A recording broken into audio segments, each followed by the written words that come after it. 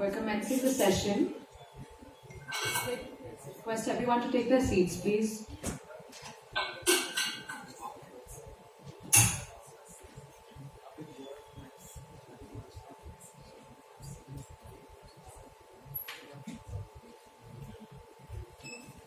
We have Lieutenant General Leader and Ambassador Ashok Mukherjee joining us remotely. Request Major General Dhruv Katoch to please initiate the proceedings. Thank you.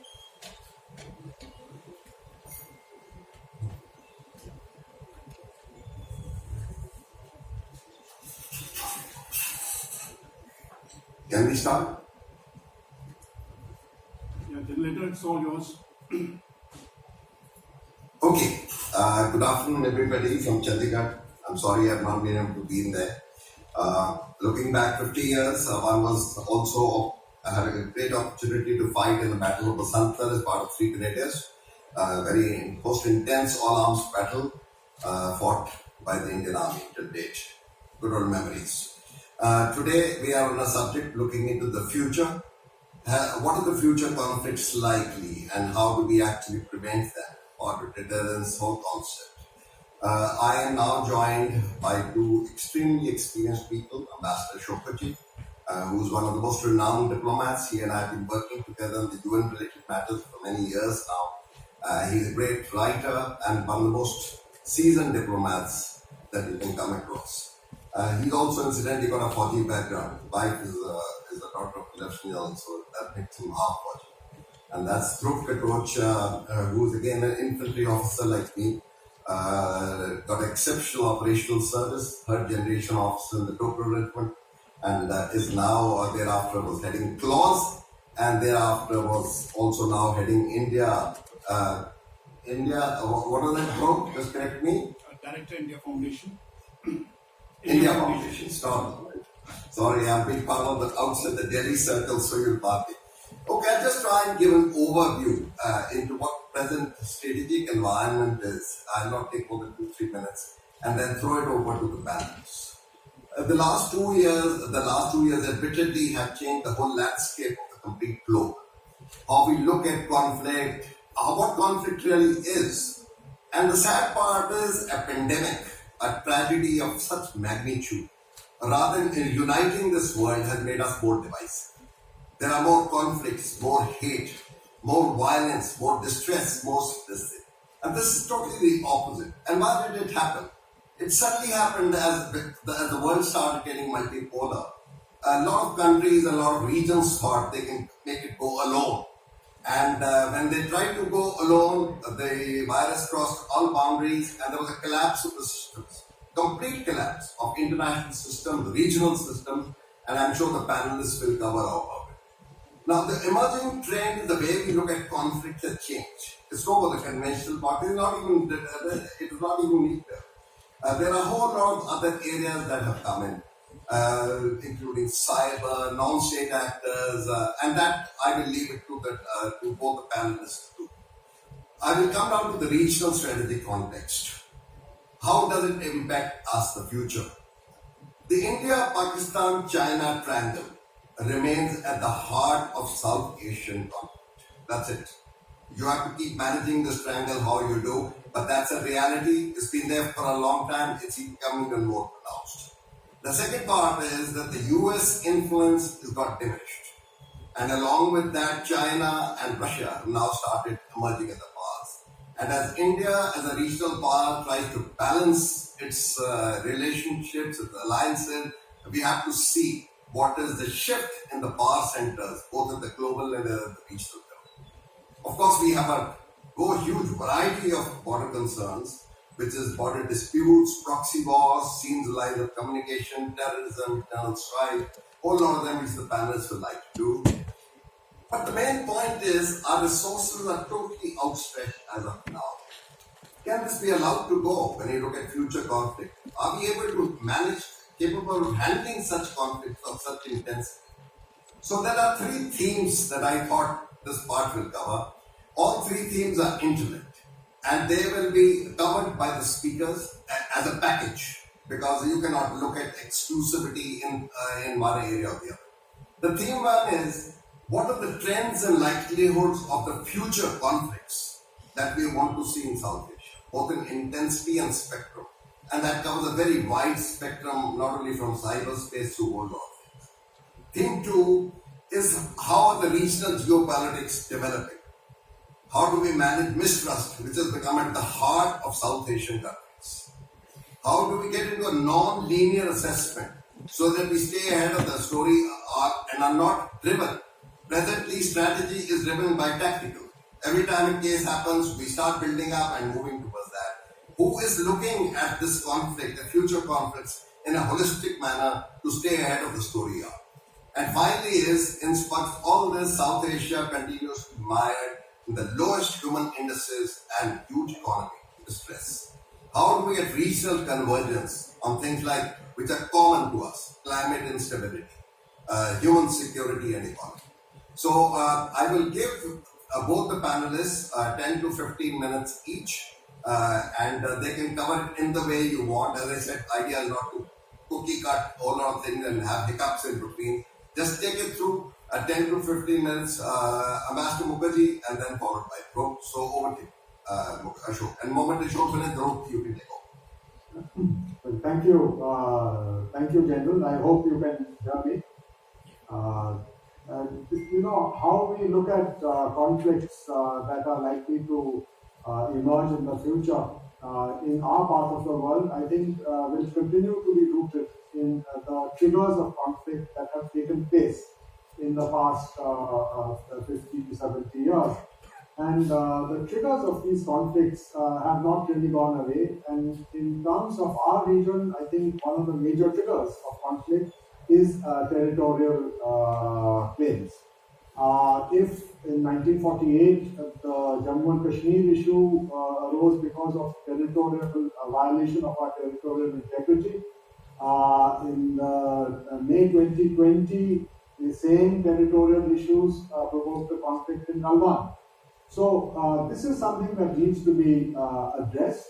There have been attempts in these past decades to put in place a structure or mechanism to address territorial differences, divergences, to prevent, as the phrase goes, disputes from becoming disagreements from becoming disputes. But I think that we are likely to see an intensification of this trigger. And therefore, that is something that we need to keep awareness of. And as you put it, it is more and more becoming a convergence of two sides, Pakistan, China, vis-a-vis India. I think that is something that we need to be aware of. The second trigger, which has been there for the same number of decades, is linked to resources. Many years ago, in 1960, we found a way to address the transboundary water resources of India-Pakistan through the Indus Water Treaty. But today, as many of us are aware, there are similar issues with regard to China and the sharing of water resources between India and China. Can we look at a mechanism to address this issue or not? I think that is going to be one of the big questions which will be linked with the emergence of conflicts in our part of the world. Now, the third trigger of conflict, as I see it, has been below the surface, but it is linked with what you mentioned, which is the bread and butter issues of South Asia. These are conflicts which are triggered by the demand for resources, for economic growth, for coming together. And in South Asia, the big tragedy so far has been that we are perhaps the only region in the world that doesn't have a regional integration in place. You look at every other region of the world, they have made some progress in regional integration. and therefore created a confidence-building measure of dialogue to address differences. But in our part of the world, despite the attempts made from the mid-1980s onwards, the South Asian Association for Regional Cooperation has really not gone anywhere. And it is true that in the past few years we have seen a sub-regional grouping in our region called BIMSTEC take root, but BIMSTEC is not a substitute for SAP. And I think that it's important to recognize this because one of the issues that you and I, General Leader, have talked of is the return of the Afghanistan problem. We've had a discussion of whether this issue is a part of South Asia or not. And I think that from 2007 onwards, when Afghanistan became a member of the South Asian Association for Regional Cooperation, Afghanistan and what happens in Afghanistan is part of the South Asian landscape. And I think that this is something that we need to recognize because we cannot keep our eye off the ball in Afghanistan and expect that we will be able to resolve issues which crop up in the India-Pakistan China triangle in the coming years. Because whatever happens in Afghanistan and whichever way that issue is handled in Afghanistan will have an impact on the way conflicts are managed in South Asia. And I think that the fourth point that I would like to make, and this is something that is appropriate to mention today when we are remembering 1971, is the presence in our region of linguistic nationalism. We recognize the emergence of Bangladesh. In the morning, the panel discussion was very interesting to listen to, that as opposed to religious nationalism, which the British used to create the partition of India, there has been the presence of linguistic nationalism, of which Bangladesh is the best example. That it is the Bengali language that gives character to this phenomenon. But now we must look, as we look to the future, at the role of linguistic nationalisms as triggers of conflict. And I think that, again, taking the case of Afghanistan, we've talked about it, there is the issue of Pashtun nationalism, of Pashto-speaking people. People have, in this conference, mentioned Baloch nationalism, Balochi linguistic nationalism, Sindhi nationalism. And in the context of Afghanistan, Tajik nationalism, which is 27% of the population of that country is Tajik.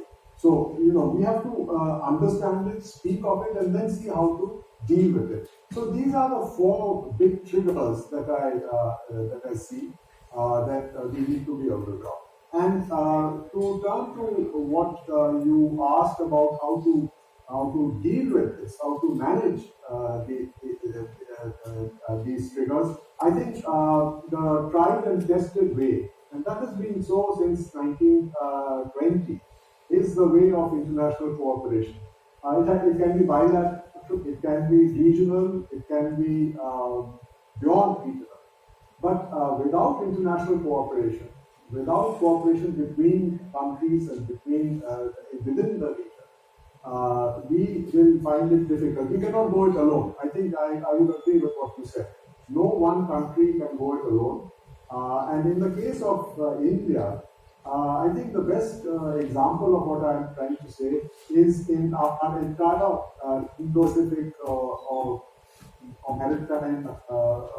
Ever since we announced our Indian Ocean policy of SAGAR in March 2015, we have been looking at the role of providing security in the maritime domain. And I think every year we see the heads of our armed forces establishments talk in public how as still up equal as one country to provide the comprehensive security the entire Indian Ocean maritime domain. We need partnerships.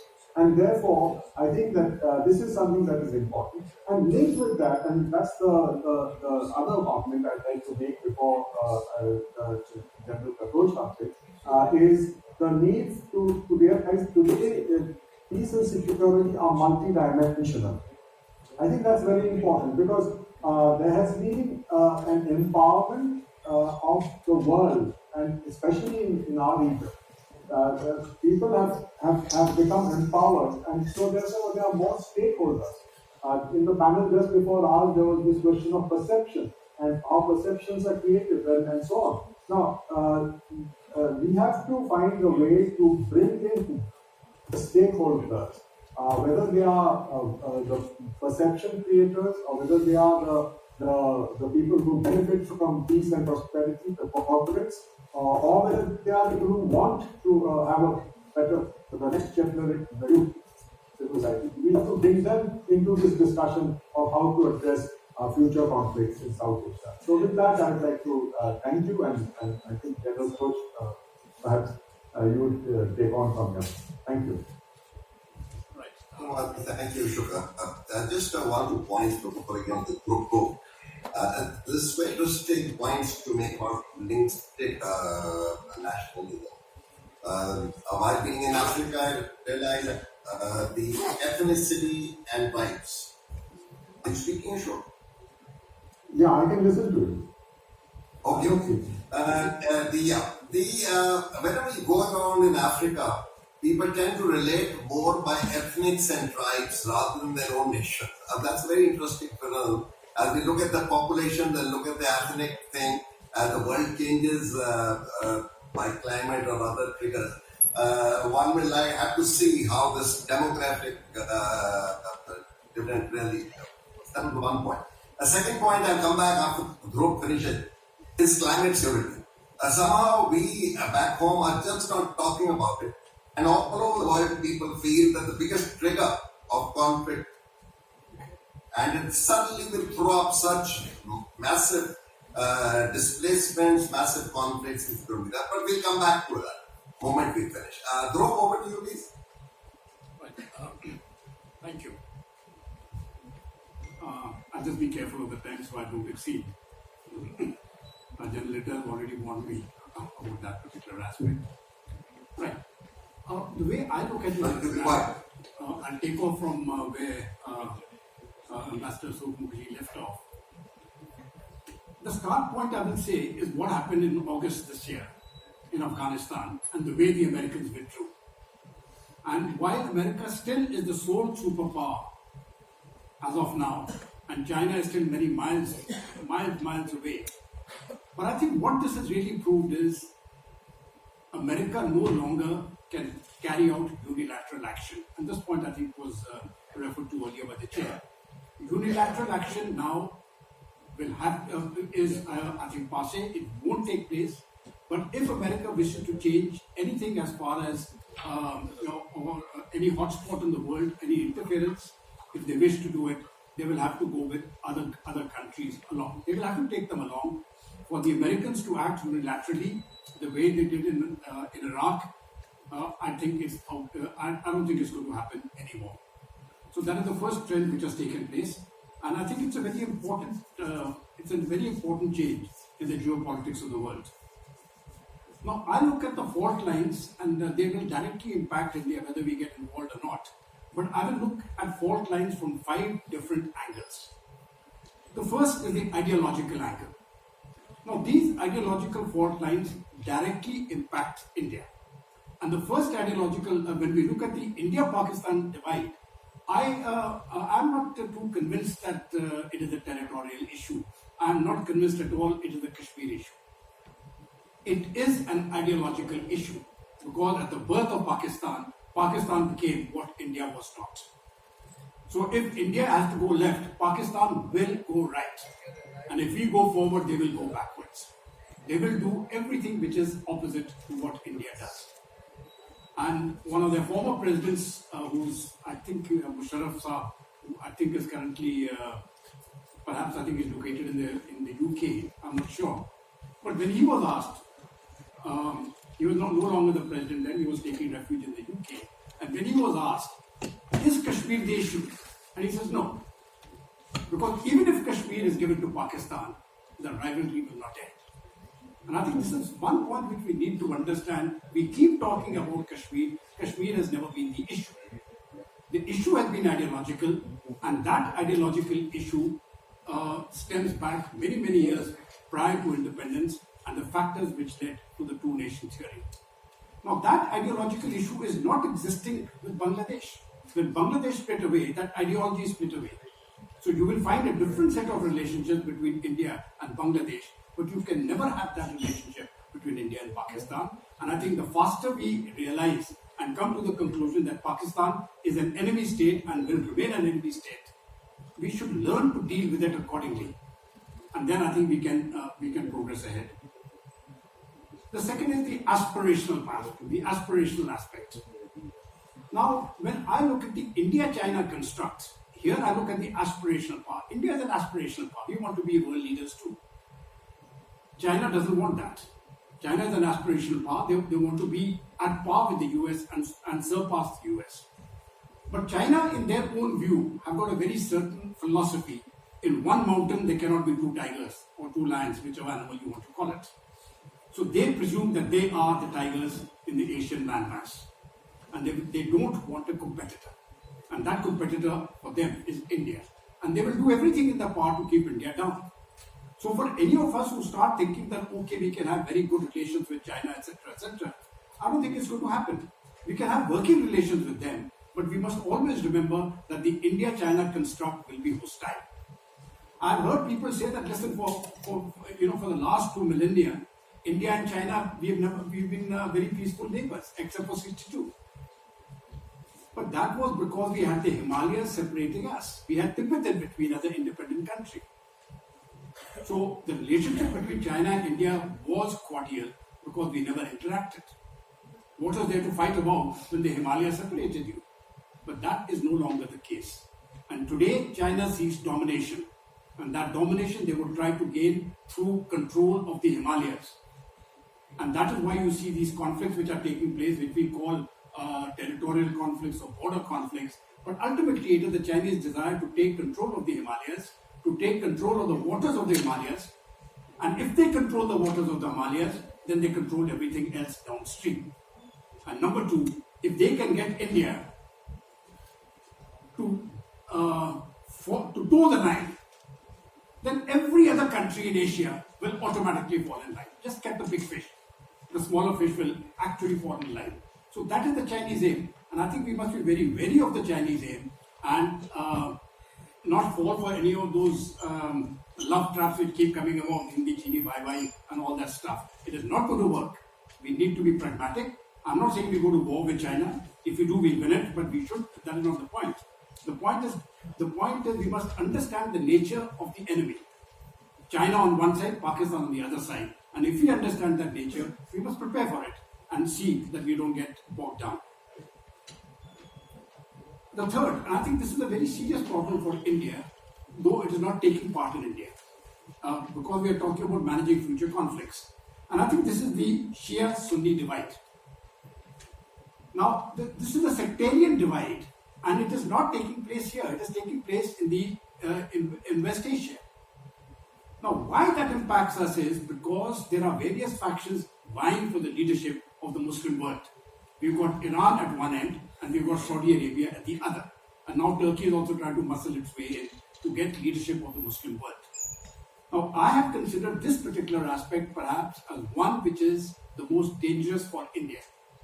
Because should there be a conflagration in the Gulf, then the direct impact comes to India because all our energy resources come from there.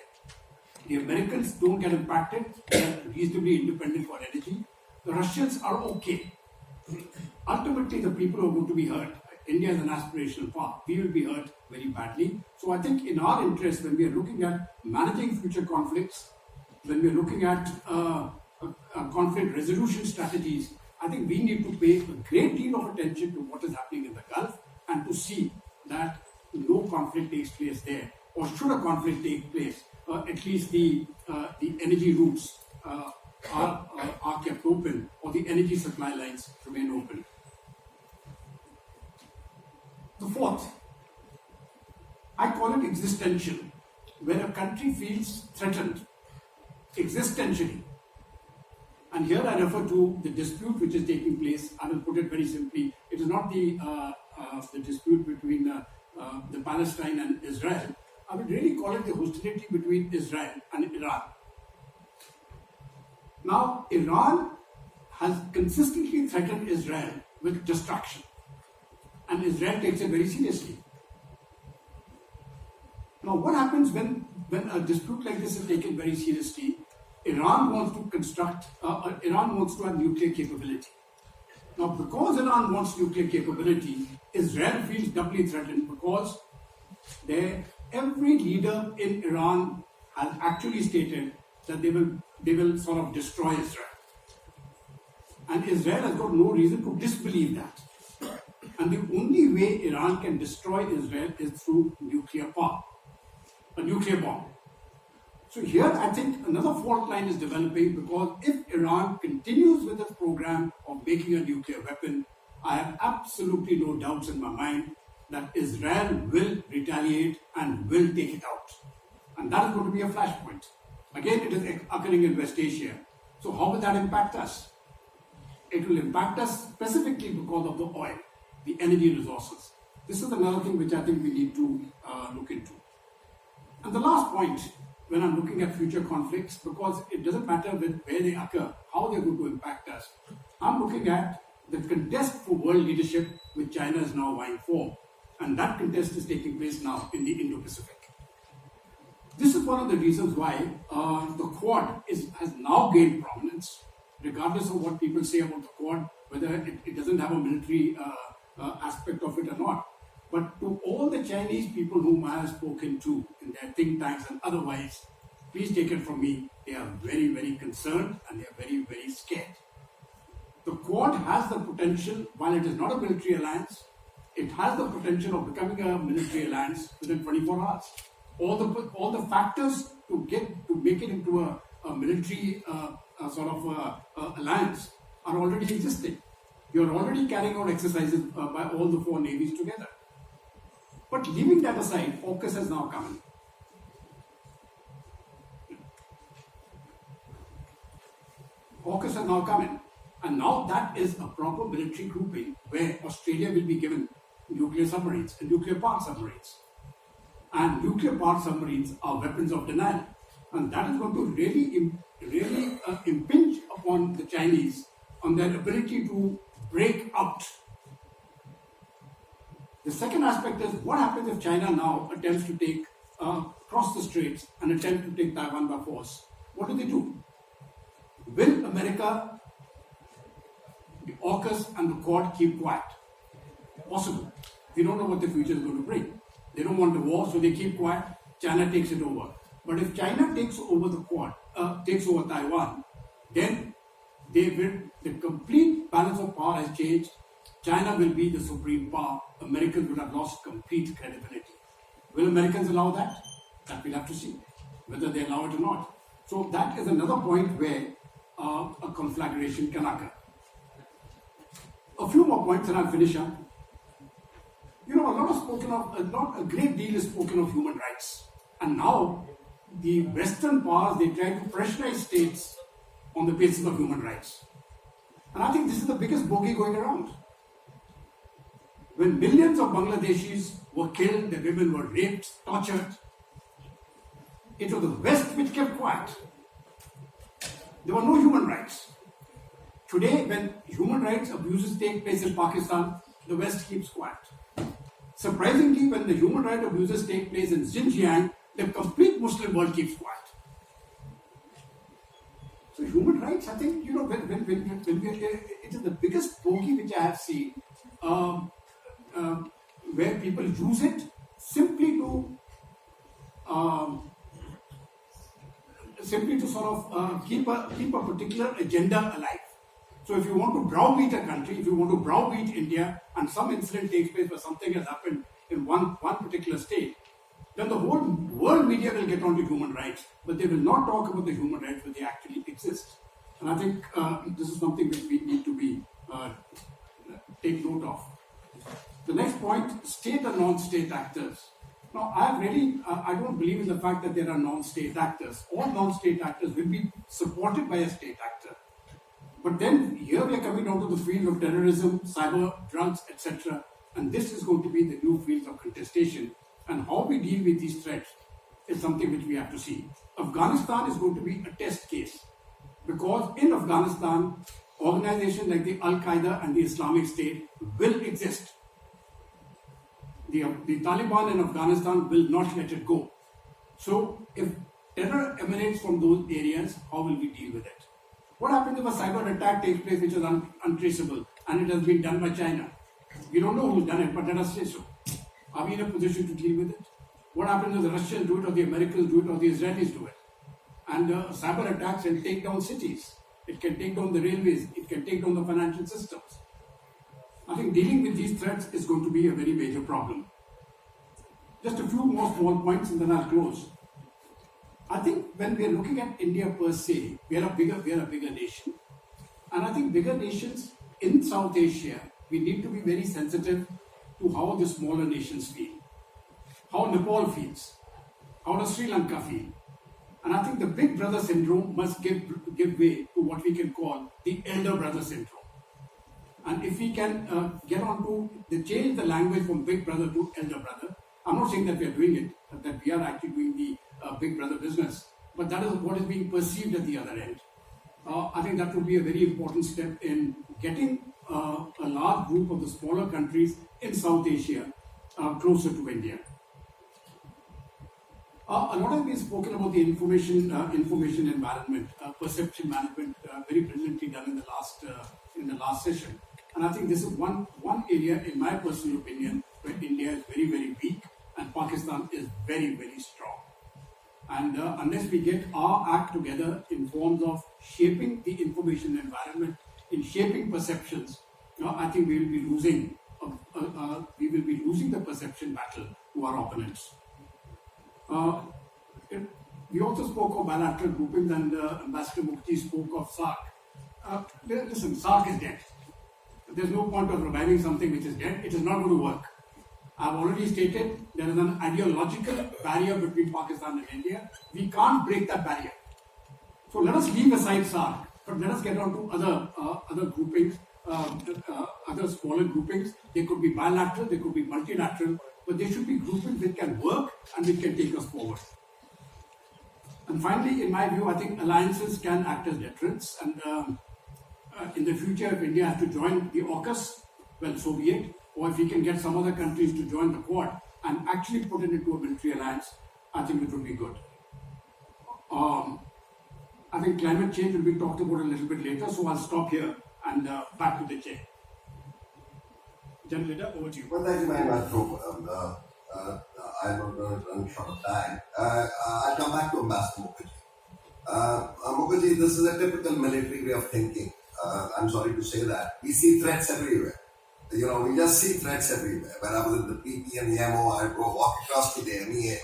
We see everybody as enemy. We find no solution to it. We find hell and hell will land up there. And yet we don't have any answers for it.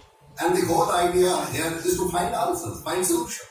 You just cannot say China can't be trusted, Pakistan can be trusted, this is going to happen, that's going to happen, that's going to happen. So what do you think, seeing the present circumstances, we have what we have. We have to live with it. What is the way forward you feel in terms of going ahead of story arc? I mean, this is a typical way that there are threats all over, everybody, and India is a huge mass who's going to handle it. Where are the resources? Is this all operational trying to guide our strategy? So I'll leave it to the MEA. And we must have different points of view. Because otherwise, if just one point of view narrative is promoted, you land up in a whole lot of things. So I want a counter narrative to come on this, and I'm promoting that counter narrative as to how do we start to look at this horrible alarmist scenario to move forward diplomatically. Over to you, Ambassador. Well, thank you, General Leader, and thank you, General Katoch, for what you said. I think that it is incumbent for anyone who looks at future threats to recognize that there will be threats and that there will be conflict. I think that a utopian world in which there will be no conflict is a fool's game. So therefore, the question is, how do you cope with and how do you respond to threats? I think the first point for a country like India is we need a supportive environment of peace and cooperation to transform ourselves into a major power. That is the national objective, and how do we meet that objective? Can we meet it through confrontation and diversion of our resources for a military response to threats at the cost of our own internal growth? That is something that is a political issue, but in diplomacy, I think you need to keep both in mind. You need to recognize the threat, and you also need to recognize the demands on your own national objectives. And therefore, for example, when we look at the threat from China or the threat from Pakistan, we look at it in terms of a threat from a state. In diplomacy, you deal between states. I mean, that's the way it has been so far. Probably it may change in the next 50 years. Probably we will become, more sort of ideological in this and forget that we are a state and that we are now in ideology. That I do not know. And that has not been my experience so far. My experience is grounded on the fact that India as a state, we signed a treaty. We became a member of the United Nations. It is a treaty-based organization. It gives us rights and it gives us obligations as state. So I only look at it in terms of between states. And between states, I think there will be interests, but some interests are permanent. That's why I mentioned territory. We have to protect our territory. Everybody wants to protect his own house. I mean, you cannot take part of your house away and say that it doesn't matter to me, because what is important to me is something else and not my house.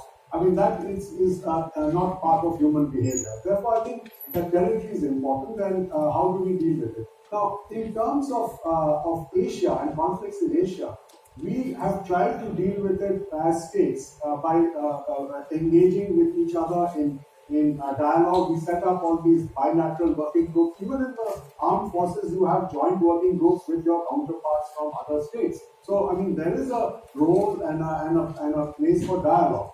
And that dialogue needs to give results to achieve a maximum of, a kind of balance in which, if you remember the Cold War, the doctrine was mutual assured destruction of man. And therefore, if both sides in the Cold War were assured of mutually destroying each other, they found a way to enter into a dialogue. And that was how the Helsinki process started. And in Asia, I think we have tried to create it, but India has not taken the lead in that. Some other countries have. We have in place a conference for interaction and confidence building in Asia called SICA. Now, SICA was supposed to be the mirror of the Organization for Cooperation and Security in Europe, OSCE. These were the two big regional initiatives. The Asian initiative has not gone anywhere. I do not know why. Because we get bogged down with sub-regional, regional, whether to have SAARC or not to have SAARC, whether to get into SCO or not to get into SCO and so on, where we have forgotten about the bigger picture. So dialogue is very important in answer to your question. And the second point that I think we need to understand, and this is where alliances become very relevant in the context of what happened in Afghanistan. Because an alliance requires you to be an equal partner. And that is the core of an alliance. And for a country like India, which shook off colonial rule because we were not equally responsible for our own future, to enter an alliance and let somebody else decide what that alliance will do is not a viable proposition, politically as well as nationally. As an individual, as an Indian, I would say that I cannot recommend entering into alliances in which our views don't matter. So I think that this is something that is important. How do we make ourselves equal partners? I think the answer has to be a combination of factors.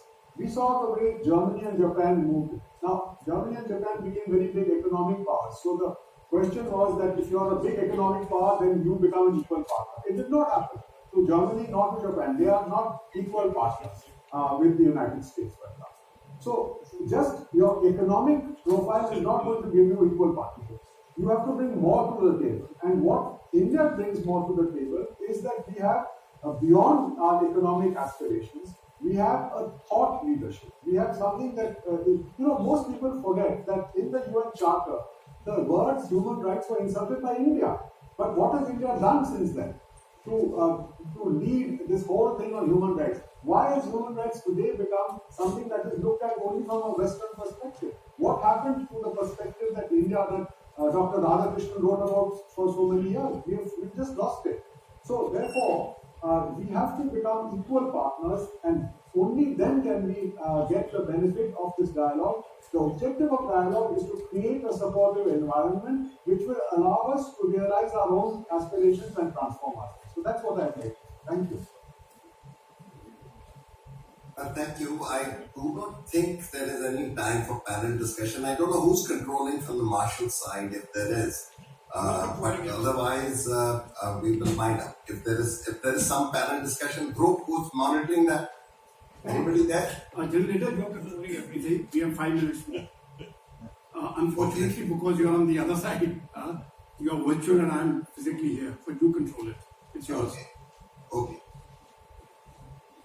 Can I say something? General Leader, may I make a statement?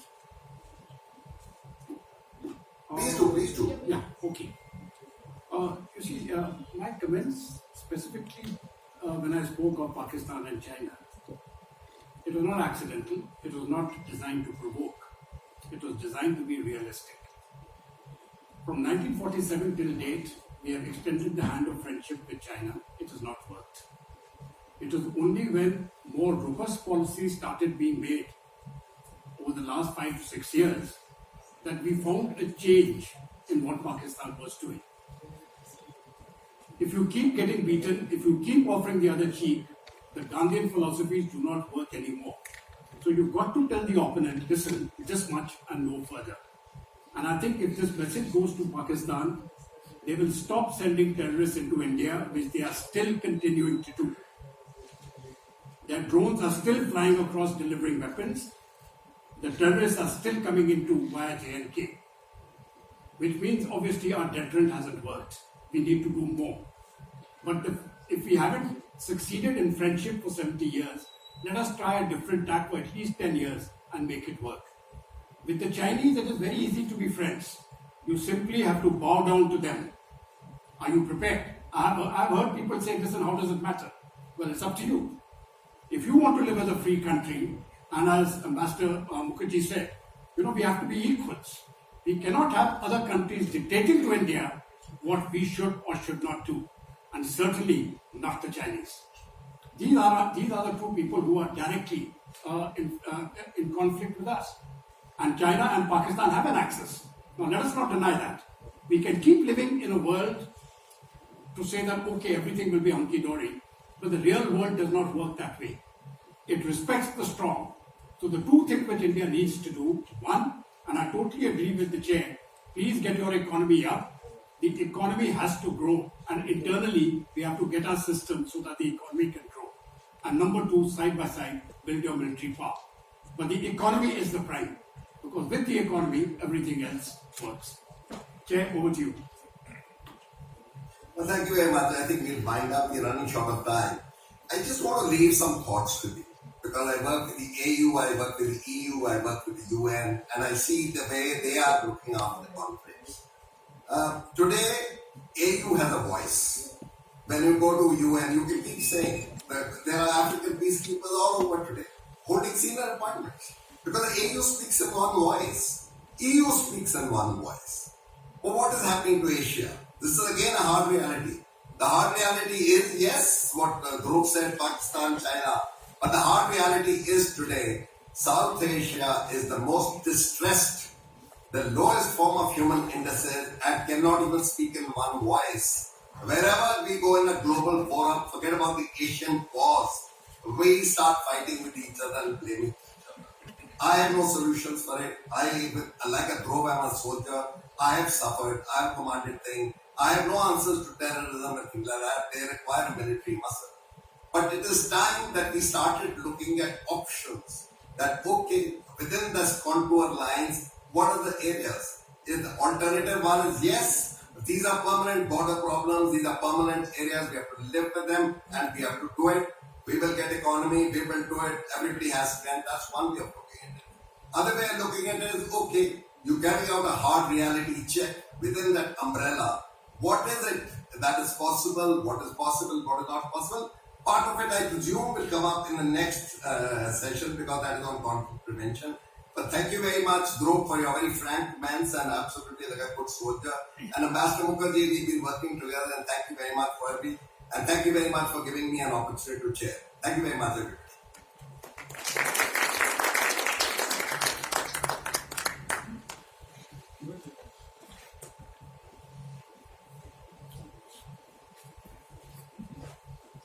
Thank you.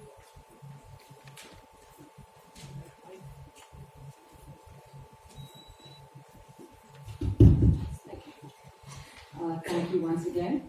We continue on with the session on deterrence and conflict prevention with Lieutenant General J.S. Lidder, Ambassador Ashok Mukherjee, Shri Arvind Gupta, and Lieutenant General Prakash Menon, with the moderator, Major General Dhruv Katoch. Request the panelists to step forward to the stage, please. Thank you.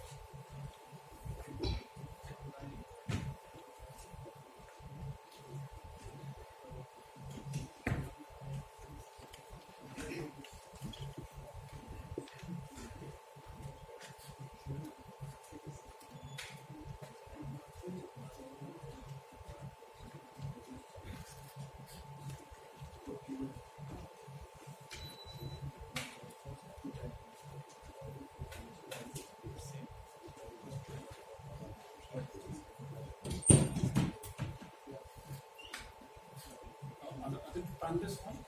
No, they are there. Keep the other panelists on.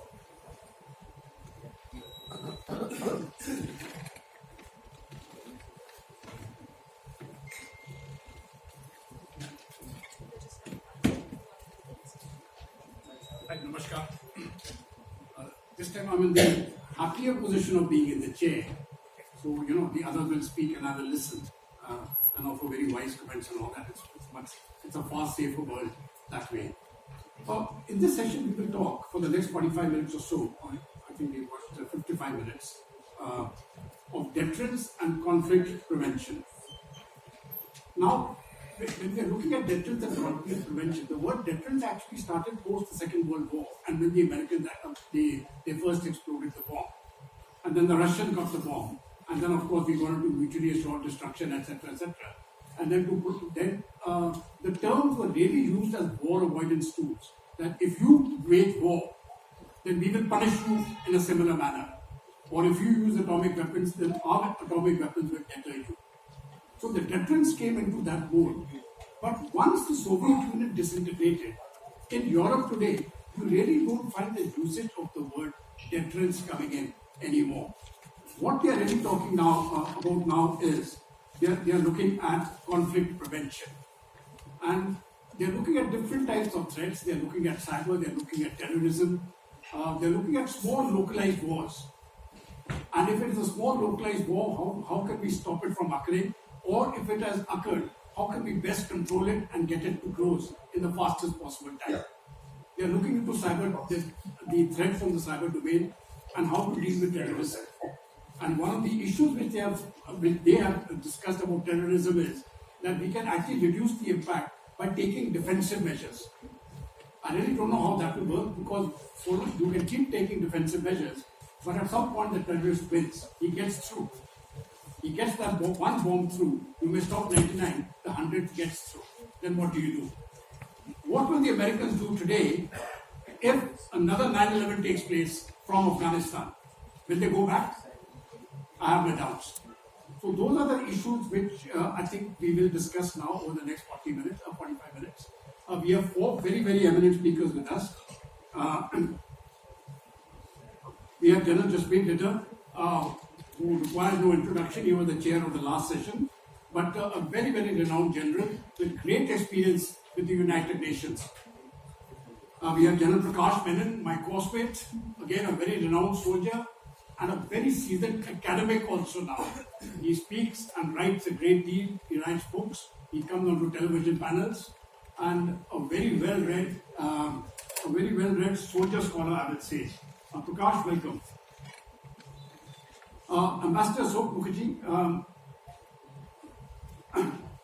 he has been the permanent rep of India to the United Nations. He continues here. And we have another very seasoned diplomat, Ambassador Arvind Gupta. He was also the head of the IDSA, and currently he's the director in Vivekananda India Foundation. He's been a deputy NSA also. So when it comes to experience and practicing the craft, so to say, all four of them are outstanding. So the sequence which we will have is, I'll start with General Litter, then we'll go over to the two ambassadors, Ambassador Mukherjee and Ambassador Arvind Gupta, and finally I'll close with Prakash Menon. I'll request each of the speakers to take about 10 to 12 minutes and then we'll wind up. General Litter, over to you. Okay. You see, the concept of deterrence, as I look at it, has changed. I mean, the word deterrence came when the nuclear things came.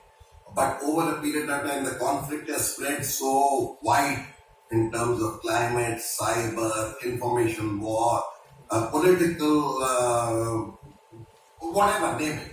So when you talk about deterrence and you talk about deterring, it's again taking it to the last, it's a perception battle. So when you talk about deterrence, you can have any amount of capacity or capability. You can have huge. North Korea has got huge number of stockpiles and elsewhere. But capability comes with political resolve. And political resolve today is a perception. You can have a huge stockpile or huge thing. So what are you trying to deter as I look at it? The very concept of deterrence has changed. What are you trying to deter? So if you build up a huge nuclear, the way we look at it, nuclear deterrence, and is that enough deterrence? It hasn't. In our case, it doesn't help. Nor it can happen in Pakistan, nor anything else. And then we talk about these windows under the deterrence, under the nuclear things like that, etc. etc. So I think when we talk about the threats, the deterrence gets related to that. So if it is irregular warfare, what deterrence are you looking for? Irregular warfare. Pakistanis just cannot say that, look, because we have tactical nuclear weapons, we can get away with murder. Similarly, somebody else cannot say this, we have this sort of deterrence. So I think the concept of deterrence, both the capability and the capacity. And in the capability comes the will. Not only will to do it, but the will as perceived by the person who's perceiving it. And that comes to conflict prevention. I personally feel that the word deterrence itself and the concept has got diluted over a period of time. And we need to really look at it when we relate at conflict prevention as to what it is. Seeing in isolation and purely looking at a kinetic military angle, I think it is not helping anywhere. Otherwise, you won't have Taliban back in Afghanistan elsewhere. So what is the concept of deterrence itself? I'm not going to give it. I'm not even going to take 10-12 minutes though, because I'm just trying to define certain parameters as I look at it from outside through a food for thought and see how the other people react and things like that. I definitely feel when we talk about conflict prevention is really preventive diplomacy. And that's where the diplomats come in. Not only preventive diplomacy is also to the military, point from the last time. So when we talk about conflict prevention, deterrence is one side, which is the kinetic part, and conflict prevention is the soft side. CBMs, talks, various building and all. After all, now, today, we have a ceasefire on the LC, which is being well appreciated by everybody, immaterial of what pluses or minuses are. I have no solution for that. So when we talk about deterrence and conflict prevention, they go hand in one. So what are we looking for? Are we looking at deterrence as the concept change? Or are we looking at preventing a conflict? Which is the first phase. If you want to grow economically, if you want to do well, if you want to reduce the human distress, what have we done on the LC today? Finally, we have gone into the ceasefire. We've all been commanders at various levels. We have faced ups and downs of various things and all that. We've all made tall claims. We've all suffered also. Elsewhere, there is status quo, etc. So we a very honest internal check, internal audit as to really was this deterrence? Is that concept of deterrence is really what we are looking at, or is the whole concept of deterrence has changed in my view? And how then you look at deterrence at various a spectrum of conflict and areas of conflict and define different tools to deter and to try and prevent conflict. I'll leave it at that, though. I can come back again based on what somebody else comes up. But I'll leave it at that, my initial thoughts. Thank you. Thank you, General Leader. I would just like to mention deterrence is not really confined just to the military or to the diplomacy. You can use economic sanctions, etc., also as part of a deterrence strategy or anything else. But basically, it is to make the opponent change behavior, simply change their behavior and not to go on a particular path. Now I invite Ambassador Ashok Mukherjee for your views, please. Well, thank you, General Katoch. On deterrence and conflict prevention, I think in the real world that we are all living in, the fact that a country has a nuclear weapon is a deterrent. Other countries do not very likely provoke a country which has nuclear weapons. In the case of Asia, there are three countries which haven't signed the Non-Proliferation Treaty: Israel, India, Pakistan, and yet all three of us coexist, and nobody wants to really tangle with any of us. So that is a way of deterrence. Is it sustainable or not? Is a question which I think could be discussed.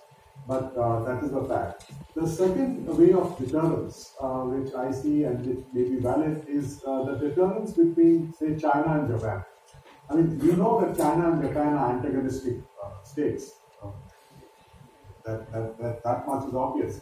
But yet, the Japanese have used a method of deterrence without being a nuclear weapon power, although they have the American nuclear umbrella, which is the Japanese investments and in China.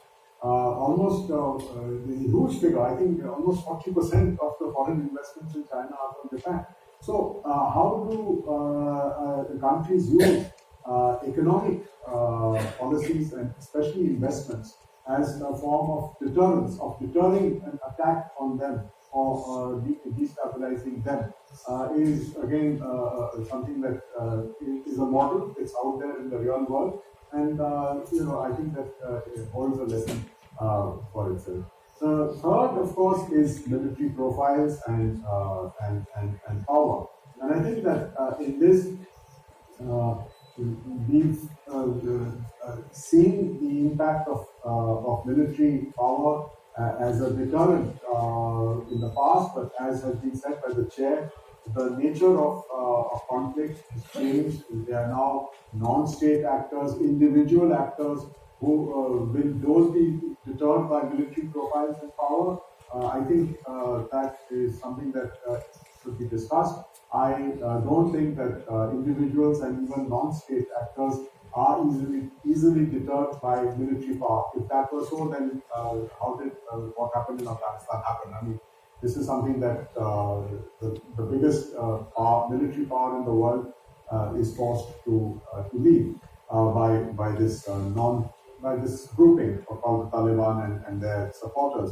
And of course, in this discussion, I think the chair very rightly put it even in the previous session, there is a domain and a dimension which has come for which deterrence and then conflict prevention has to be discussed, and that is the technology dimension. In 1945, when many of the issues of deterrence were discussed and states moved into various structures, or including the mutual assured destruction issue. At that time, technology was not so dominant. Of course, the nuclear bomb had been exploded 6 weeks after the UN Charter was signed, but the UN Charter never really took that into account. Now, today we are in 2021, and apart from the nuclear bomb and the refinement of nuclear weapons, we have technologies which are deployed in outer space.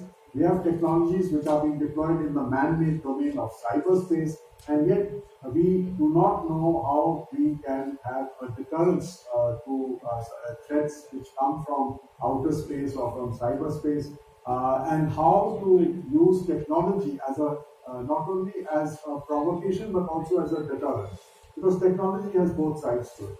So this is something that I think will preoccupy people who look at the nature of conflicts in the future, especially in technologies which affect our day-to-day lives. And there, I think the world of cyberspace, cyber technologies will play a very big role. Now, in this very sort of conceptual scenario that I've painted so far, the question arises for India. What does India do in this context? And I think in this context, India's primary and main priority has to be to become the master of its own resources and trade and investments and the entire concept of what is called self-reliance, which today we have a policy of Atmanirbharta. But the policy of self-reliance, which came out of our experience of colonial rule, but which in the 21st century has assumed a different dimension. Self-reliance, I would say, is one form of deterrence as well. And in self-reliance, we need to look at a holistic convergence, which I think is being attempted to be done, of linking our military threat issues, our cyber threat issues, our issues of the maritime domain, maritime security, all of them in a holistic manner, in which we become a kind of we have a holistic response to these threats and on how to deter these threats. But as was said in the previous panel by General Leader, we cannot go it alone. That, I think, is a hard reality, that we need linkages, we need interaction with like-minded other countries and other entities. I think we are now seeing an era where, for example, this entire way of countering the financing of terrorism is using the Financial Action Task Force. Most people think that is just the state. No, it is not just the state. It is actually a whole network of private financial institutions. So the linkages between state and beyond state, between state and private sector, has already become a part of our day-to-day life when we look at, for example, deterring cyber crimes, deterring the use of finances for terrorism. So will this pattern, this paradigm grow in the future? I think it will, because the nature of threats which need to be deterred is, as we have said, not only limited to states, but it goes beyond states.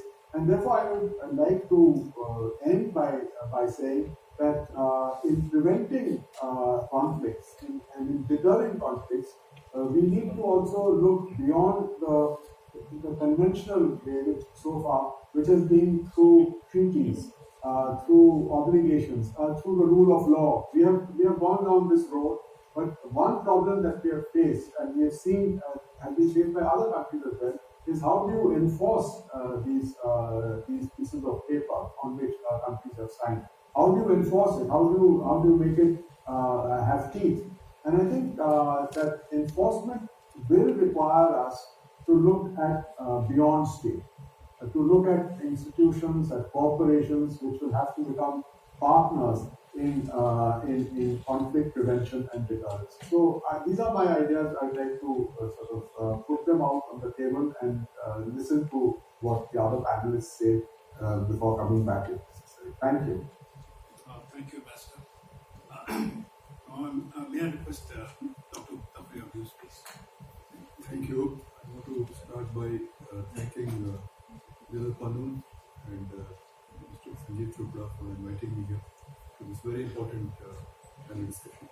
And I think our discussion now is really a continuation of the discussion in the earlier panel, which was about the nature of conflict. So I think it is almost, if you look at the history and take a long sweep of it, conflicts will always be there. Conflicts have always been there. It's really a question of how do you manage conflicts and how do you prevent conflicts. And deterrence is only one tool and probably I would say a small tool of really conflict prevention. And I think as earlier panelists have also hinted, that nature of deterrence itself is changing as technology changes, as the geostrategic landscape changes, as the actors who are involved change, state actors, non-state actors, new state actors, new non-state actors, the links between them, the private sector, the government, etc. And now with the technology growing by leaps and bounds, and nature we don't quite understand. Also the fact that there are so much of identity politics that's happening. Ashok talked about linguistic nationalism, I think, in the last panel. So we're seeing that threat scenario is becoming more and more granular. So there is no one concept of deterrence which will work. And we have seen this terrorism we cannot deter. We might be able to have some impact, maybe temporarily, but it doesn't work. And if, as you mentioned in the last panel, Pakistan, if it is an ideological state, then its thinking is going to be very different.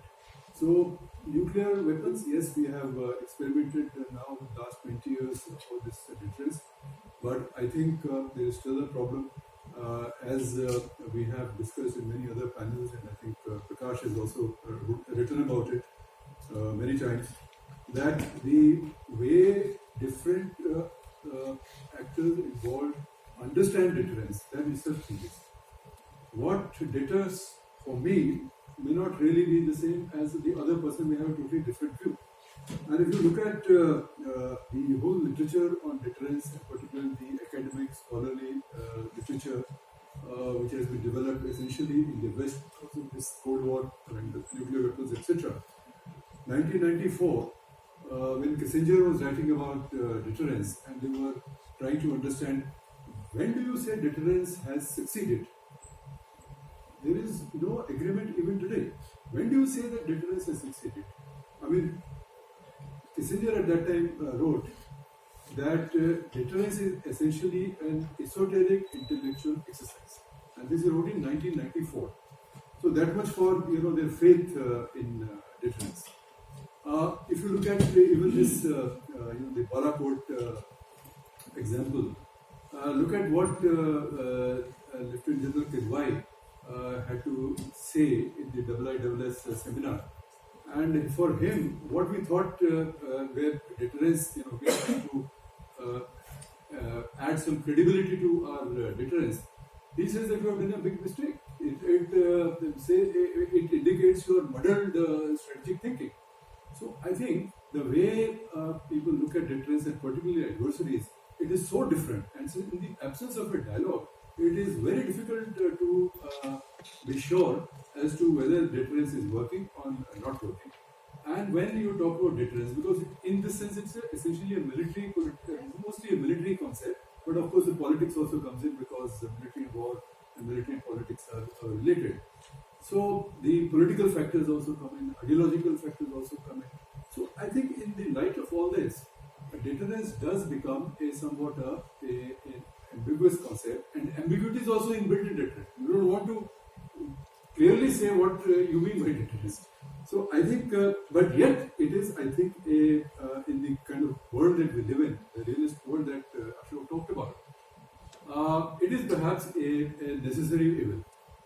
It doesn't fully ensure or guarantee against the behavior of unacceptable behavior of an adversary, and yet because you are living in a nuclearized world, you are living in a world where new military technologies are taking birth every day. You have to remain, you have to catch up with that world, and you cannot really believe in the goodwill of the adversary, and you have to really take your own national interest into account. And so I think you have to have deterrent capabilities, and the discussion has so far shown in this panel that deterrent capabilities go beyond the military capabilities. So I think we should really, when we talk about deterrence, we should be clear as to what we are talking about. And unfortunately, it is not always possible to be absolutely clear what we are talking about. I mean, even in military scenarios, I think all of you are military people here, very experienced people. We know that you can build a scenario, but you really cannot control the scenario. cannot really control the scenario. Deterrence also has the same problem. You can start something, but you cannot control the escalation. So first and second rungs you may be able to do it. Jara Kidwai talked about third and fourth and fifth rungs. Then what do? So there are these problems inherent in the concept of deterrence, and this we see not just in the context of nuclear weapons. We also see in the context of normal life, crime and punishment. I mean, punishment is a deterrent, but the crime still takes place.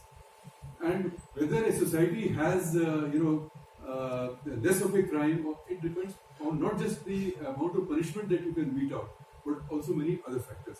So I think other factors, and that's where we come to the conflict and the conflict prevention and conflict resolution, which is an extremely important part of this whole concept. So when we talk about deterrence, we must, as this panel does, talk in the context of conflict prevention. And I think Ashok has talked a lot about dialogue and multilateralism and the treaties and so on and so forth. That is, of course, very, very important. But unless you have an inherent comprehensive national power of your own, you cannot really enforce what you have to. You cannot really enforce behavior on anybody else. And if you look at the last 5-7 years, and if you look at Prime Minister Modi's efforts, I think we should take note of 2 or 3 things which are very relevant. One thing that he has started talking about is the reformed multilateralism. So there is some sort of essential, some necessity of how we look at multilateralism, global governance, and trying to reform it. But how will this reform come about? I think that is where India and India's civilizational identity, it is connect with the rest of the world, and it's also our own philosophy, our own heritage, etc. that counts. Today, it is very important that on issues like deterrence, on issues like conflict, we must build our own narrative. And this narrative, there are elements of this narrative all across our heritage. You look at Ramayana or you look at Mahabharata, it is all about force. It's all about use of force, but use of force in a certain way. So I think we have to be sure that in dealing with this very complicated world that we are facing, while we continue to transform ourselves both in terms of hard military power and economic power, etc. But also we must build a power of the narrative. A power of the narrative which is inherent in concepts like the Vasudhaiva Kutumbakam, for instance, or the Vishwaguru, that concept that Prime Minister Modi talks about. These are not empty concepts, but these concepts need to be filled up with content which is relevant for today. So I think on the deterrence and conflict prevention, perhaps we should have to talk about both these concepts simultaneously. And on conflict prevention, we must bring to bear all our experience of dealing massive experience of dealing with conflicts in a diverse society that we have had. It must be all brought together and must be extended. So I think that is the way to probably go forward. Thank you, Dr. I totally agree with you because we have to look into now peace building measures, conflict prevention, etc., and how best that can be done. But a very interesting observation you made on Kissinger, I've read that quote of his. Let me put it in this way. The Americans invaded Iraq, and they did so because they said they may have nuclear weapons, knowing fully well they didn't have nuclear weapons. They have not invaded North Korea. And the reason they have not invaded North Korea the way they did it in Iraq is because they fear North Korea actually has a nuclear weapon. I think that in some aspects it does work. It keeps people a bit safer. I'm not saying North Korea is an ideal model, but for them, at least we can say that Kim is safe because he has a nuclear weapon. Otherwise, the Americans would have taken him out the way they took out Saddam Hussein. Now, may I invite General Prakash Menon for your views, please. Prakash, over to you. Thank you, Chair. The rise of deterrence in the lexicon or strategic discourse was actually driven by the advent of nuclear weapons. to understand that the word deterrence has to have the context. What are we really wanting to deter? That would actually change the entire conception of deterrence itself. So in the world of nuclear weapons, there's been enough discussion, a lot of nuclear ideology, philosophy has been put out. But today we are being confronted not with nuclear weapons as also, but with the whole range of technological which defy the ability to deter. But in essence, deterrence remains about a combination of a defensive and an offensive ability, so that nobody does you any harm. It's an issue of this, and that remains the same. So the nature of deterrence has not changed. The character of deterrence is changing in the sense that today you don't have to actually send a missile to bring down a power station. You can actually do it by the sniper. All the armies and which they have, you can do it actually at a flip at the speed of light. So technology today has forms of power which can do damage and destruction, which was unimaginable, let's say, 30 to 40 years ago. But now we see that is in action. It is the world in which we live. So the question when we talk about deterrence is, what are we trying to get? So that they get power. Or we deal with power. Chinese. Obviously, we are trying to deter military conflict. But it is so, a military conflict brings in the notion of nuclear weapons because it will have to factor in the fact that they all three are nuclear weapon powers. It is unlikely that military conflict of a substantial can possibly be fought amongst these powers without actually weapons coming into play, or without even one nation actually having a doubt that somebody has alerted their nuclear weapon. So the question really is, when we talk about conflict prevention and deterrence, then we need to understand what type of conflicts are we talking about. If we are talking about the type that we define a conflict as between the militaries are involved, then obviously deterrence has a nuclear shadow. But if we are talking about conflicts which actually are derived from some other sources, other forms of power, then the very definition of conflict itself actually is changing, because either one is perpetually in conflict with what is happening in the world, or can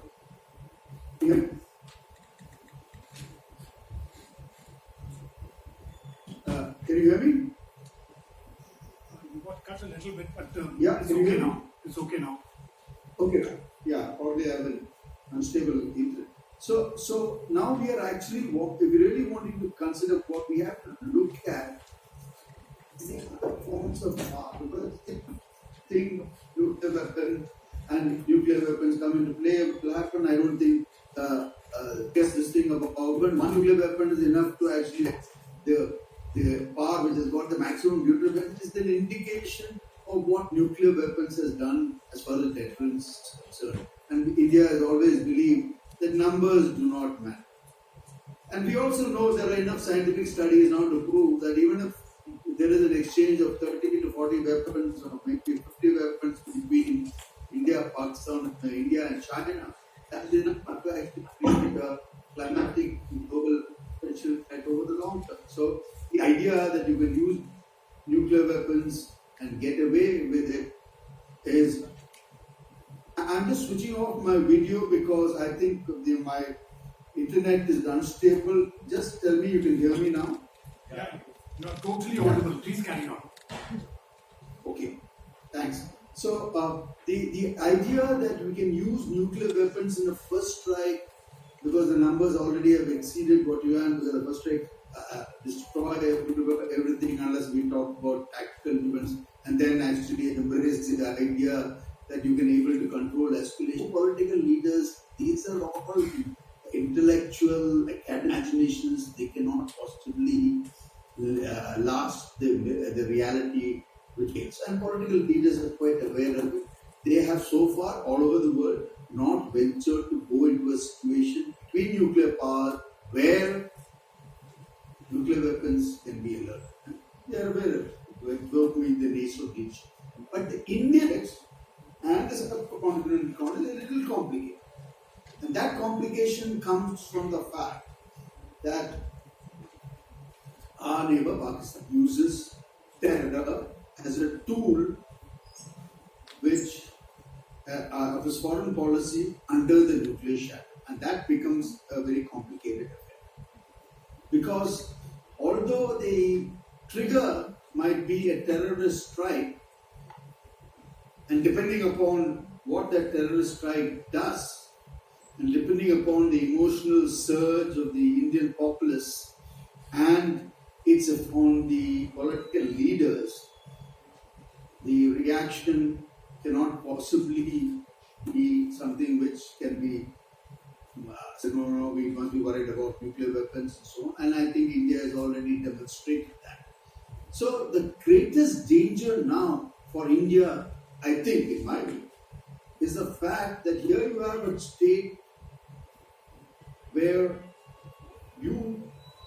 they can actually carry out today a terrorist attack in the Hindi heartland, the Indo-Gangetic plain, where the political and religious polarization is at its apex. They have to just choose the target very carefully. And then they can expect that the Indians will do it to themselves. And they probably might gamble that because they are doing it to themselves, they will not be able to do it to us. It's the risk that they have to take. But we hope that with Balakot and Puri, such thinking does prevail in that country. But we must be prepared because we cannot determine the actions at stake. And therefore, since sudden escalation is a problem for us, and especially in the Indo-Pak situation, not with China, we need to actually have whatever we can, whether in terms of our lines of communications, at least those must be working. There must be every NSA to pick up the phone and speak to the NSA on the other side, calm things down. And those mechanisms are probably in place. And therefore, the control of conflict requires a dialogue. If India or Pakistan thinks that they are nuclear powers and they are nuclear powers, they are too close to each other, and they can continue to say we have to put tea so we won't talk, I think the leadership will have to rethink that because they put both countries in danger. It might be good for domestic politics. It is not good for national interests. So conflict prevention requires engagement, discussion, mechanisms which we must strive for. Because the danger is too much. And let us not believe, like Pakistan, that we can control something and that they can use a small, what they call a tactical nuclear weapon, and that which will not have a strategic effect. Every weapon gets to be judged by its effect, not because you call it tactical, it becomes tactical. A use of any nuclear weapon will have a strategic effect because it would have been the use of nuclear weapons for the first time after its use in Hiroshima and Nagasaki. It would have a global effect. And the point that Pakistan gambled on India being actually careful about how it retaliates, I think our nuclear doctrine is very clear on that. So, understand the political rhetoric which normally accompanies the atmosphere of conflict must be seasoned by mature communications between people who are level-headed on both sides. That is an absolute. Thank you very much, Dhruv. I think I've Thank you, Prakash. Now, you've all heard four sets of views by four very distinguished speakers. I think the emphasis really has been on deterrence and not on the second part, conflict prevention. So now we have about 15 minutes more.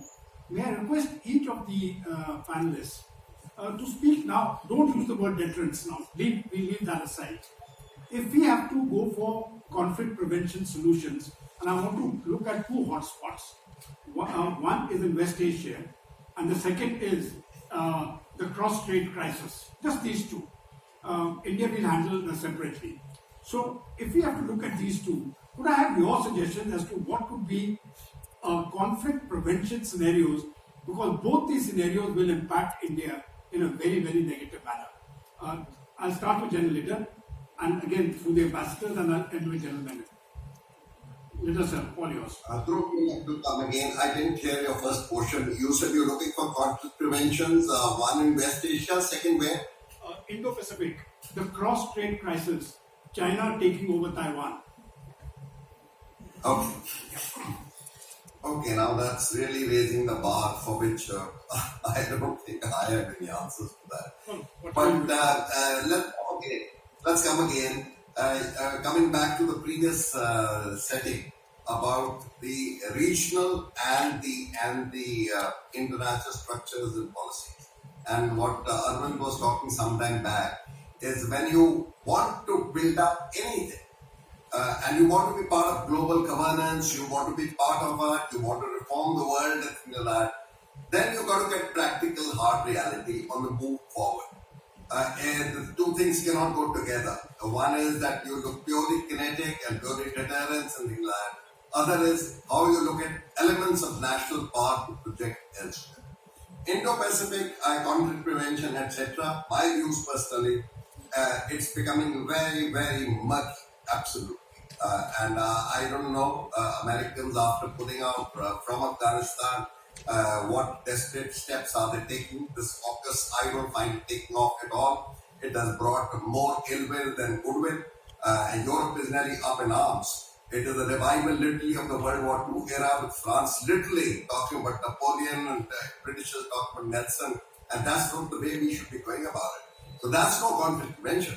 Conflict prevention really is more of defensive, more of dialogue, more of etc. and not by military alliances. I think post-Afghanistan, everybody understands that military muscle by itself and that to technology-related prowess cannot suppress humanity, cannot suppress human aspiration. They will still come elsewhere. President Xi has been sending different signals. Yesterday he said Taiwan will be part of China, not be part of China, etc. It's very, very murky waters. Americans, to be very frank, they use India the way they feel like. When they want, they make India inside and make it Indo-Pacific, and then they just leave you out. So in Afghanistan as well as AUKUS, India has nowhere of the thing. And when they fight conveniently, they'll get you on board. So I think this whole concept of alliance is a big myth. And the sooner we understand this myth, the better. There is nobody going to come to our aid, and we've got to build ourselves. We've got to look at conflict prevention measures ourselves and all that. West Asia definitely is one area. Israel has been going far, far beyond his capability. This Gaza attacks, but they were that time Trump administration overlooked it. That's not the way humanity should be going at all.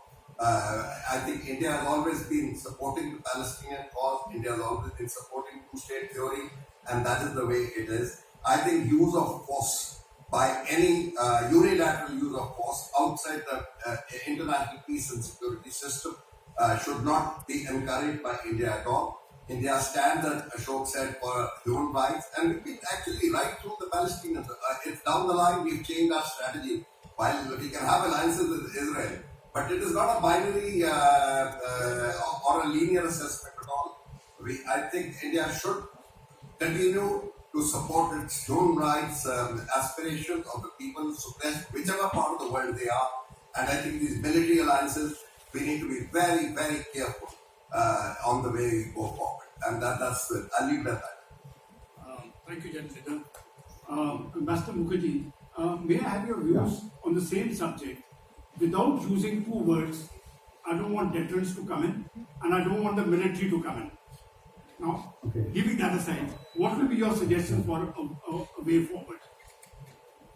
Then on conflict prevention, Yes, conflict prevention. when we look at West Asia, for example, you see already in play a conflict prevention mechanism, which is symbolized by what the Americans have called the Abraham Accords.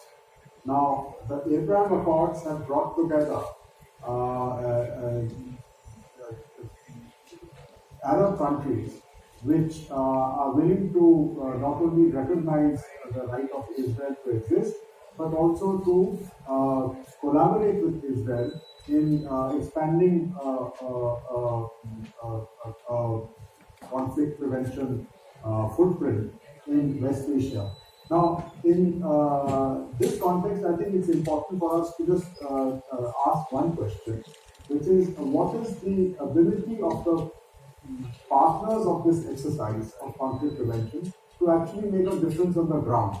And I would agree with what General Ritter has just said, that we need to look at the correlation between the ability of the people who enter into conflict prevention mechanisms such as the Abraham Accords and their ability to influence the situation on the ground.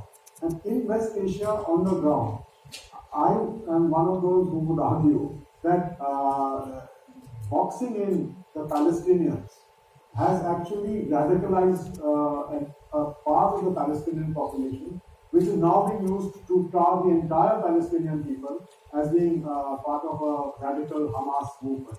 When it started in 1948, and India was there right from the beginning, we know that the Palestinians were like the Indians. They were not radicalized and they were not wearing their religion on their sleeve. They were, and in my own diplomatic experience, the Palestinians I have come across are the most educated, moderate people that I've met among the Arab people.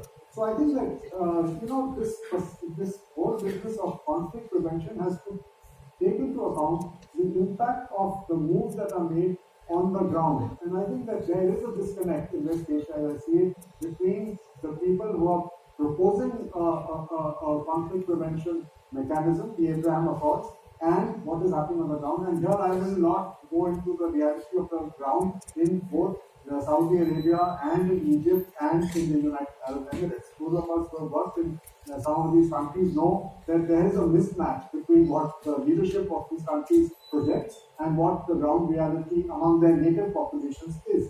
And I think that it's important for people who are outside this region to understand this point. In terms of India, and I just want to make this point, it's very interesting to know that although we sit in the UN Security Council, we have not been able to float a single initiative on either Syria or on Palestine or on Yemen. So the question arises, why? And the answer, I think, is quite obvious. It's because we do not have the privilege of being a permanent veto power of the UN Security Council, which our Prime Minister wants to reform, our plan. So that's West Asia. And as far as India is concerned, West Asia, as you pointed out in your remarks earlier, we have stakes in West Asia. We have stakes in the freedom of navigation through Aden all the way up to Mumbai. We have stakes in the Straits of Hormuz being kept open for our energy supplies. We have stakes in the 8 million Indians who are working, passport holders from India in that region, and the fact that they remit $40 billion a year to our economy by themselves without being forced to. So I think that these are stakes which actually should make India part of the conflict prevention mechanism in West Asia, but for some reason they are not able to do so.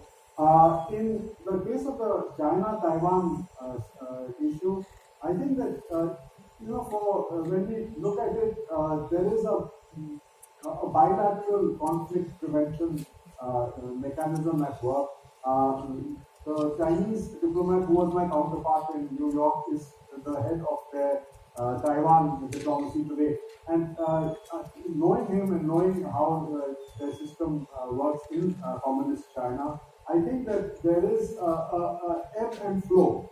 Right now, because of the politics, the outcome of the political elections in Taiwan, we have a party which probably is more robust, and therefore there is a profile from Beijing which is also robust.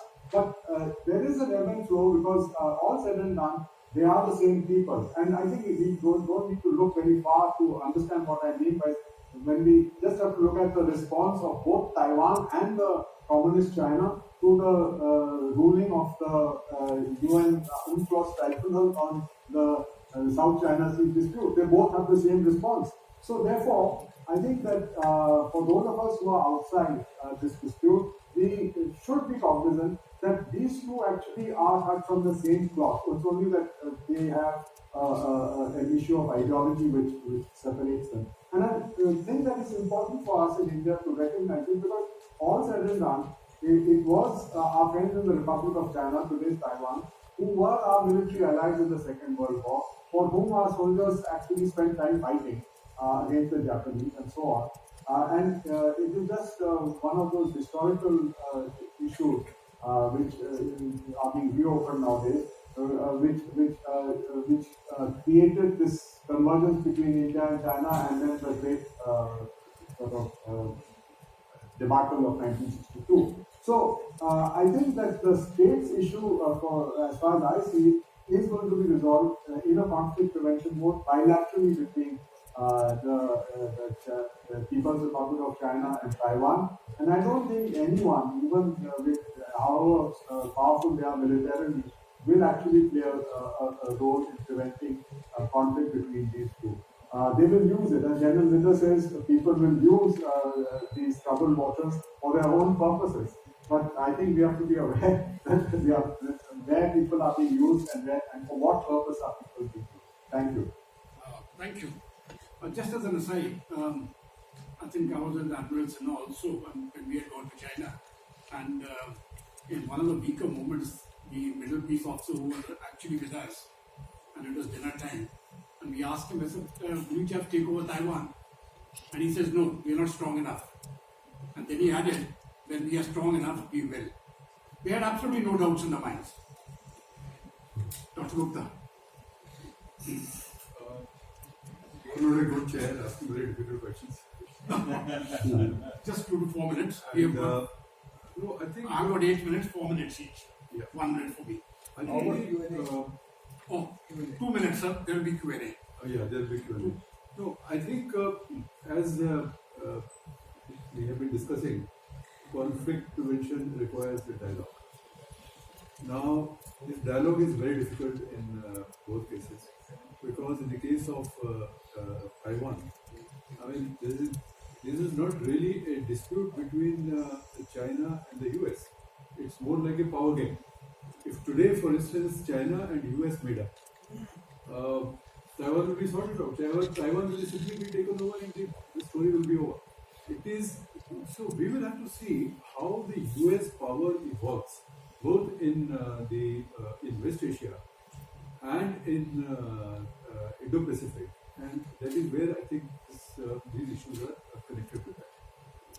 So I don't see any easy way of resolving the Taiwan question. And she has said again and again, and now they are strong enough. Probably they will take over Taiwan at some point in time. If not now, maybe 5 years later, 10 years later, because they'll have to do their calculations. But what will be the answer, and what will the US do and the rest of the world do? That, of course, is still that is the ambiguity, and that is the ambiguity of which the Chinese are taking advantage of. So they're testing the waters at this point of time. There is no solution there. But the only one way that you could handle this is really, go back. I think it was General Linder who talked about Napoleon and going back to the history. Because today the Chinese are constructing a new world order in their own image. and it's sometimes they seem to be behaving like a rogue state. So how do you deal with a rogue state? That is something that we have to come to agreement with, but that is not very easy because there are other factors involved. When it comes to West Asia, I mean, Palestine issue was mentioned, but let us also not forget that again, when we talk about Israel, we are actually talking about Israel backed by the US. If tomorrow the Israel-US equation changes, I think Iran and Israel equation will also change. So that is also connected with the US power and US behavior. That is one. The second point is the Iranian reaction is also premised over the fact that the Israelis have nuclear weapons. So they are always going to justify by saying that Israelis have a nuclear weapon. Though they haven't come out openly with this, we understand it, but everybody knows that Israelis have the nuclear weapon. So but there is a possibility in some future, I mean, perhaps a dialogue between between Israel and Iran. That is what the international community should be working for. After all, some kind of a dialogue did happen, in which of course Israel was not there. But this whole dialogue that happened on nuclear weapons program of Israel, which Trump walked out, but that was, I think, a good thing. Maybe that is the way to expand the process and put some pressure on Israel. I think Israel also needs some pressure, which is not yet. General Menon, 1 minute for you, sir. After that, there will be 2 So minutes for Taiwan, Q&A. yeah. So political power is a mind game. The composites of various forms, well, it's a mind game. So as far as Taiwan is concerned, Chinese are playing a mind game, and of course it is debatable about whether they can really take over and then rule over so many millions of people. I don't think that China would actually try to attempt that, because you can't forget that the people you have to subjugate. So we leave it at that. As far as West Asia is concerned, I think 2 things are there. What is India's interest? India's interest is about its energy sources and it's about its diaspora. And maybe the third, that the winds of jihadi ideology doesn't flow from there to us. We cannot get influence in the conflict itself, but we need to protect these 3 interests. That's all I have to say. Thank you. Thank you. Less than a minute, huh? Thank you. Perfect. For a distinguished audience like this, it's not a Q&A. We just have your comments. Yes. Sir, we'll start with you. My question. Okay. Could we have a mic, please? Yeah, please. Sir, these are comments, free comments, anybody who wishes to give, right? It is not a Q&A. Sir. Okay, comments are better than Q&A. I would like to remind the audience of what Brigadier Desmond Hayne said a long time ago. Battles are won or lost in the mind before they are won or lost on the ground. I find these discussions on this topic in the previous one very specific. Is it that after the Battle of Kalinga, we in India have become passive? You talked about deterrence, that's fine. But you also mentioned we should be economically strong. Not only should we be economically strong, we should get together with other friendly nations and break the Chinese economy to the extent possible. We are not doing that. Today, India is still trading with the enemy. There is no doubt that China is our enemy. Why are we still trading with them? At least we should have a timeline by which all economic and financial transactions with China must stop, and get together with friendly countries to reduce China's economy and financial power to the very minimum. We need to have defense preparedness by being strong, and that doesn't have anything to do with it. It's a deterrent in any way. So we need to be slightly offensive in some way, rather than nature abhors the vacuum. If you are not strong, somebody will take over. So this is what I want to say. Thank you. Thank you, sir. I'll get back to you, Consider. Yeah. The mic was closer here. Thank you, sir. 2 years back, I came to India. I went for purchasing some parts for my computer because it's not working. And I found in all the shops Chinese parts. I asked one shopkeeper, why are you selling Chinese? He says, sir, the shop is only Indian, everything else is Chinese. So that's what I want to say. We know and you know there is a danger in whatever form. In 71, we are massacred because we are not prepared. So are you getting your new generation prepared? Psychologically, physically, mentally, morally. This is very important. We are living in dangerous world. Thank you. Thank you. Then Sharma. Before that, I would just like to state, Colonel Sajjad, I had the honor and the privilege of writing a book on the Liberation War with him. And all the stories which we wrote together many years ago made us our friendship, and he is one of the greatest people I have seen in the subcontinent. May you thank I just want to comment on the two flashpoints that you alluded to, West Asia.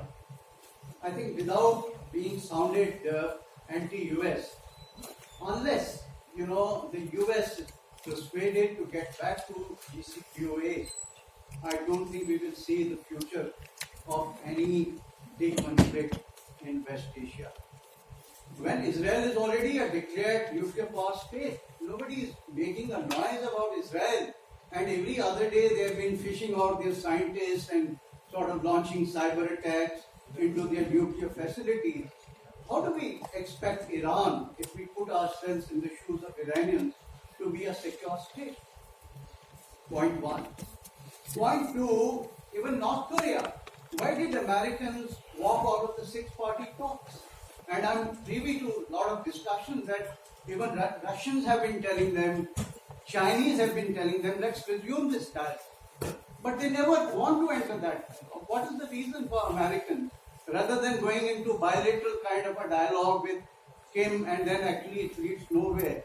So unless this is resumed, I don't think there will be any peace there. In regard to Taiwan, you see, the Chinese had started the strategy of Finlandization of Taiwan. That means, sort of go for cross-strait economic relations, people-to-people contact, and probably nudge them towards one country, two systems. But then again, the geopolitics there changed, and now Chinese have started to extreme coercion.